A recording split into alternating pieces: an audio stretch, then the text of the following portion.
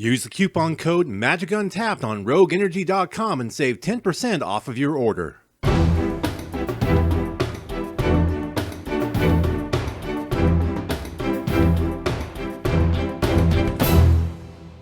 Welcome back to this season of Who Is, as we explore just who is Jodah, Archmage Eternal. Last time we saw Jodah, he had just gotten his enchanted mirror back from the planeswalker Freyalise, who had borrowed it to use in her Ice Age ending world spell on Dominaria. Now, 20 years later, events immediately preceding the world spell come back to haunt him. Who is it? Who is this? Who is it? Who is this? Who is it? An older and wiser Jaya visits her friend Jodah at his school on the island of Latnam and shows him a shriveled and severed hand.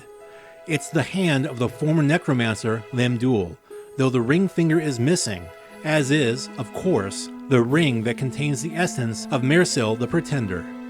Fearing that whomever possesses the ring could attempt yet again to take over the world, the reunited duo set out to locate it. Seeking to gain support of old friends, Jodah yet again forges an alliance between Balduvia and Kaldor, though this time against the forces of the former Kaldor commander, Varchild, and her renegade anti-barbarian supporters. In the end, this final alliance between the two societies would culminate in the marriage of the son of Lovisa Coldeyes and the daughter of King Darien of Kaldor. This union would mark the beginning of the civilization of New Argive. Eventually, Jodah and Jaya venture to Soldev. During a meeting with the Soldevi Adnets, the duo discover that the artificers had excavated ancient Phyrexian war beasts. A moment later, Jaya fatally stabs Jodah and reveals to him that she has been the new vessel of Mercil this whole time. The Adnets then collect Jodah's blood because he's the closest living relative to Urza, and uses it to activate the war beasts. They level Soldev, then teleport to Jodah's School of the Unseen and destroy it as well. While the Soldevi Adnets go on the attack, a dying Jodah uses his century-old enchanted mirror.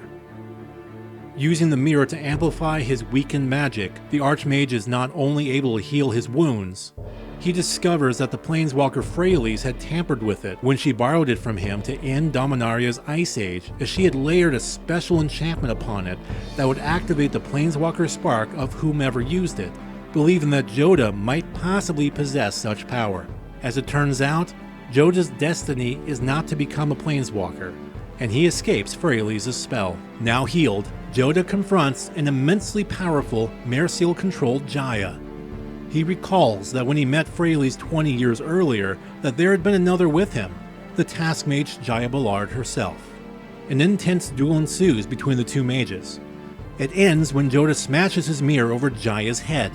The breakage of the mirror causes Freyalise's spell to release, burning away the essence of Mercil and triggering Jaya's latent spark.